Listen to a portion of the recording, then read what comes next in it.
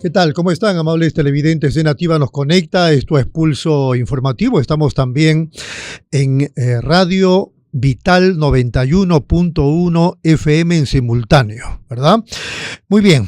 La noticia sin duda más interesante, más importante es que el fin de semana que acaba de culminar ha sido muy importante para nuestra democracia, pues ya tenemos 37, 38 candidaturas a la presidencia de la República. Vamos a revisar un poquito lo que ha expresado esta mañana el decano de la prensa escrita. Por ejemplo, decir que se tuvo un solo precandidato presidencial. Los 37 aspirantes a la presidencia las tenemos aquí, vamos a ver si nos alcanza el tiempo para mencionarlos. Hubo más de un precandidato presidencial. Empezamos con Enrique Valderrama y Rafael López Aliaga. Yo quería saludar estos casos, los dos, el del APRA y el de Renovación Popular. Más el del APRA, porque allí han habido elecciones internas como hubiéramos querido ocurra con todos los grupos políticos. Un militante, un voto. Y en el caso del APRA hubo 14, 15 precandidaturas y ganó Enrique Valderrama. Lo importante, creo yo, no es el triunfo de Enrique, sino que el partido aprista, repito, pese a tener la posibilidad de hacer el tema de delegados, optó por un militante y un voto. Así que entiendo que ahora todos los perdedores están respaldando la elección como corresponde de Enrique Valderrama. Y en el caso de Rafael López Aliaga, no tanto porque finalmente fue la única candidatura. Hubiera sido bueno que Renovación Popular pues presentara 2, 3 precandidaturas y en medio de esa elección ganara Rafael López Aliaga. Pero no importa, porque lo importante es que hubo también allí, entiendo, un militante, un voto. Vienen luego los demás. Alfonso López Chao fue, digamos, el único candidato en Ahora Nación y son los que predominan, son los que predominan. También César Acuña en APP, José William Zapata luego que lo renunciaran a Philip Butters en Avanza País, Álvaro Paz de la Barra por Fe en el Perú, Keiko Fujimori en Fuerza Popular, luego Fiorella Molinelli en Fuerza y Libertad, Roberto Sánchez en Juntos por el Perú, Rafael Belaúnde en Libertad Popular, Ricardo Belmont en Obras, Napoleón Becerra en el Partido de los Trabajadores y Emprendedores, Jorge Nieto con el Partido del Buen Gobierno, Charly Carrasco con el PDU, Alex González con el Partido Demócrata Verde, Armando Macé, que tiene programa aquí, con el Partido Democrático Federal, George Forsyth con Somos Perú, Fernando Olivera con el Frente Esperanza,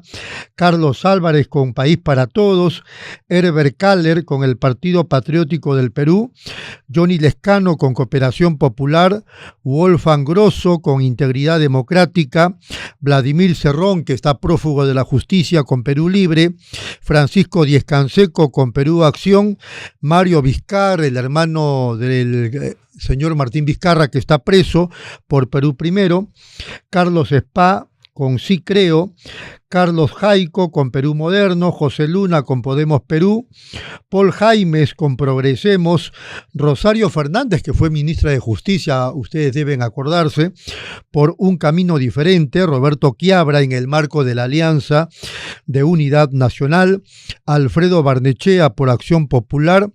En Salvemos al Perú la cosa todavía está por verse porque está Mariano González y un empresario. En este momento no recuerdo su nombre, entonces se está dirimiendo ese tema, aunque por ahí dijeron que van a lanzar una moneda al aire. Entiendo que la decisión la debe tomar el máximo dirigente del partido Salvemos al Perú. En Primero la Gente está Marisol Pérez Tello, Mesías Guevara en el Partido Morado, Walter Chirinos en el PRIN y Ronald Atencio en Venceremos. Entonces, estas son las agrupaciones. También vale la pena decir, no creo que el decano de la prensa escrita se haya equivocado, que en los últimos 6 que he mencionado, en los últimos 6 han habido, digamos, contienda, o sea, se han presentado más de un candidato. Acción Popular, Salvemos al Perú, Primero la Gente, Partido Morado, el PRIN y Venceremos la Alianza. Eso también entiendo que es importante. En los otros, un solo candidato. ¿Qué más? Los partidos FREPAP y Ciudadanos por el Perú no han presentado plancha presidencial, solamente listas al Senado y diputados. Lo otro que ya les decía, Philip Butters renunció, lo retiraron y William Zapata asumió la candidatura presidencial. La OMPE ha informado que al 100% de actas procesadas, como ya dije también, hubo empate entre los precandidatos Antonio Ortiz y Mariano González. Y en el caso de Ronald Atencio, un acuerdo interno previo determinó que él sea el candidato de la Alianza Venceremos, donde se han unificado Nuevo Perú y Voces del Pueblo de Guillermo Bermejo, que también está preso. Una contienda particularmente especial, ¿no? Algunos, esto no ocurría antes, entiendo yo, están privados de su libertad o están prófugos de la justicia. Bien, hemos entrevistado a Diógenes Alba esta mañana, presidente de la Coordinadora de Empresarios de Gamarra, haciendo una suerte de balance de lo que ha significado este año para los empresarios, para los trabajadores de Gamarra, pero también para la gente, hombres, mujeres, familias enteras que van a comprar allí. Hemos conversado también con Mesías Guevara, ya candidato a la presidencia por el Partido Morado, hace minutos nada más. Ambas entrevistas ustedes lo pueden ver, ya está colgado porque también la entrevista fue en vivo a través de el YouTube, en el canal de Pulso Informativo. Pero ahora, frente a los micrófonos y frente a las cámaras de televisión, entrevistamos a Paul Jaimes, candidato presidencial del Partido Progresemos. Paul, ¿qué tal? ¿Cómo están? Muy buenos días. Muy buenos días, Rodolfo. Muchas gracias por la invitación. Saludo a las personas que nos siguen en este momento y presto a las preguntas que tú consideres. Muy bien. ¿Qué impresión tiene de esta contienda de las primarias? Bueno, es la fiesta democrática. Las leyes lo han dado los partidos políticos que están en el Congreso, nos han direccionado en esta forma. No obstante, hago por ahí una pequeña apreciación en la modalidad que hizo Renovación. No es que él escogió esa modalidad. Recordemos que él tuvo para modificar hasta el 16 de junio su estatuto y presentó otra modalidad que era delegados, delegados a la OMPE, y en un hecho irregular la OMPE lo convalidó en segunda instancia. No obstante a ello, tampoco era esta la modalidad, porque según su estatuto dice que iban a votar los afiliados y no afiliados, y a él solamente ha permitido votar los afiliados. Así que veremos la otra semana qué sucede. ¿Se les puede observar esa candidatura? No, eso se llama tacha, no observar. Pero recién se hace una vez que los partidos presenten su inscripción oficial. ¿Y eso qué significa? ¿Que su candidatura podría estar en peligro? No la candidatura, todo el proceso de elecciones. Todo el proceso. De acuerdo a la ley es así. ¿Cómo todo el proceso? Por eso, de renovación. Claro. El tema de las listas al Senado, a diputados. Todo, o sea, lo que está diciendo que su proceso de elección tuvo que haber sido conforme a su estatuto, que no pudo modificar Renovación, para afiliados y no afiliados, y ellos han transgredido y han votado afiliados. ¿Por qué? Porque la OMPE solamente ve el proceso, pero no ve el carácter electoral que lo ve el jurado. Recién el jurado entra en competencia una vez que tú presentes. Claro, y ahí viene la tacha. Sí. ¿No? Por eso decía, entonces, esa candidatura y sus listas están en peligro. Están en peligro, podría ser. Sí, la ley es para todos. Muy bien. ¿Qué pretende, si llegara a la presidencia, Progresemos para el país?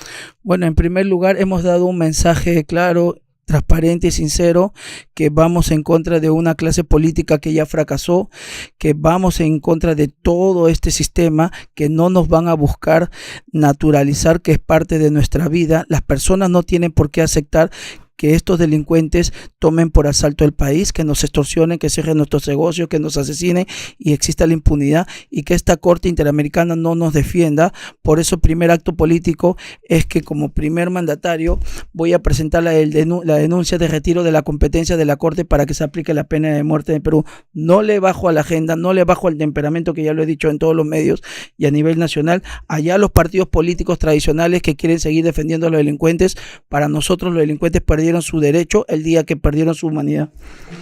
Claro, pero tienen derechos. ¿Dice usted que no? Los derechos de delincuentes que ya no se pueden resocializar o rehabilitar conforme a nuestro ordenamiento jurídico, listo. A estos señores o delincuentes que asesinan por dinero, que extorsionan y luego asesinan, o que violan menores y asesinan, que los defiendan los partidos tradicionales, nosotros no, o los partidos de centro o tibios, nosotros no, o sea, vamos en forma radical, nos retiramos de la corte sí o sí, pase lo que pase. ¿Sabe por qué le insistía? Porque me hizo acordar el caso de Pedro Castillo. Pedro Castillo, digamos que patea el tablero del sistema democrático un 7 de diciembre del 2022 y entonces lo vacan con 101 votos cuando se requerían, según la ley 87. orgánica del Congreso, 104 votos.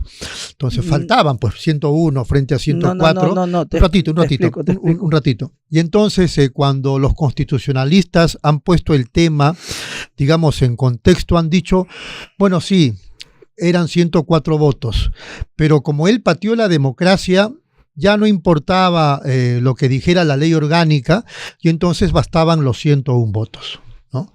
Te escucho. En el caso de los 84, ¿no? 87. En el caso de los 87 es cuando se le vaca previa defensa que digamos, el acusado o el denunciado puede hacer en determinadas fechas. Esa es una prerrogativa de reglamento del Congreso, no necesariamente, igualito como hace poco hemos visto a un abogado que hace el papelón, en vez de usar su derecho de defensa gritando improperio. O sea, no vas a estar tantos años de abogado para hacer el papelón o el circo. O sea, hay que diferenciar las cosas, ¿no? Has perdido tu derecho de defensa porque tú lo has querido. También te pueden decir, ven y haz tus 5 minutos y listo. Pero es una decisión de carácter político, no judicial. El tema judicial es lo que estamos viendo en este momento. No obstante a ello, no llego a entender qué tiene que ver un tema de carácter político con el retirarnos de la competencia de la Corte para que se aplique la pena de muerte. Quiero ser el presidente del Perú que aplique la pena de muerte para estos malditos delincuentes, para que tú vivas en paz, en tranquilidad, en progreso, y de ahí podamos desarrollar diversos puntos de agenda que tanto se necesitan y que han sido trabajados a lo largo de 40 años. Muy bien, ese es un punto importante y principal. ¿Cuáles serían los otros? Bueno, el otro tema es que hay que impulsar mucho los megaproyectos de inversión, hay que impulsar mucho la economía. Tenemos que terminar el expediente técnico para que de una vez se concesione el megapuerto de Corío, la ampliación del puerto de Marcona, hay ampliación del puerto del Callao. Nos están pidiendo en 7 regiones aeropuertos. Hasta han tenido un presidente de Moquegua que hoy está preso por ladrón y por coimero, pero no pudo ponerles un aeropuerto. En Ica nos vienen pidiendo que se modifique esa concesión y tengan un aeropuerto. No todo el mundo quiere llegar a Lima y hacer una escala de 4 horas.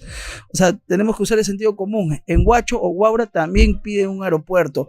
En Apurima, ya sea que los con el estudio de corriente de vientos no le den en Abancay, pero que entonces se amplíe el tema de Andahuaylas, quieren su aeropuerto. El de Chincheros, con ese latrocinio jurídico de la corrupción, han dilatado adenda tras adenda tras adenda, quieren su aeropuerto también en Chinchero. Así te dicen en varias partes del Perú.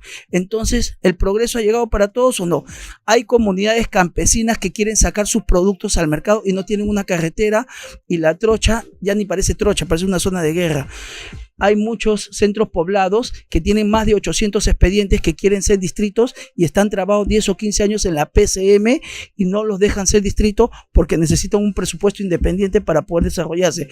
Lo que estoy diciendo es que sí lo tengo en claro, muy en claro, que los puntos de agenda va a ser para las clases necesitadas. Hay más de 2 millones de personas que viven en las zonas altas, en los cerros, han construido en material noble, ya tienen posesión pacífica de más de 10 años, pero no le otorgan su título de propiedad y quedan a merced de delincuentes, alcaldes o traficantes de terreno por el tema del título. Y es una economía muerta en este momento. ¿Cómo haríamos para generar dinero y hacer esas obras que usted señala? Mira, en primer lugar voy a cerrar Petroperú. No es posible que luego de haberse dado varias reactivaciones o auxilios económicos de más de 13,000 o este año que ha pedido $1,000 millones, eso ya nunca va a volver, señores, nunca va a volver. Nosotros no tenemos pozos o bolsas petroleras como el Medio Oriente, como Venezuela, y que encontremos a cada empresa que la busque. que la busque una empresa privada y si la encuentra, listo, que tenga su canon y listo para nosotros. Pero el Estado no puede perder. Prefiero pagarle de una vez la deuda a mis hermanos fonavistas porque es inhumano estar pagándole esa miseria luego que tú a la mala le has quitado para con el supuesto promesa de que van a tener su casa. O sea, son cosas reales y muchas de las cosas que estoy diciendo no las estoy descubriendo. Lo único que no tengo pelos en la lengua y estoy diciendo algo que muchos no se atreven. Cierra Petroperú y vas a tener plata para otros temas. Redúcete a algunos ministerios y vas a tener plata para unos temas. Destraba muchos proyectos que están en arbitraje y vuélvelo a licitar, pero actualizando su estructura de costo para que termine la otra parte. Muy bien. Paul, vamos un ratito a una brevísima pausa y luego seguimos conversando con Paul Jaimes. Regresamos.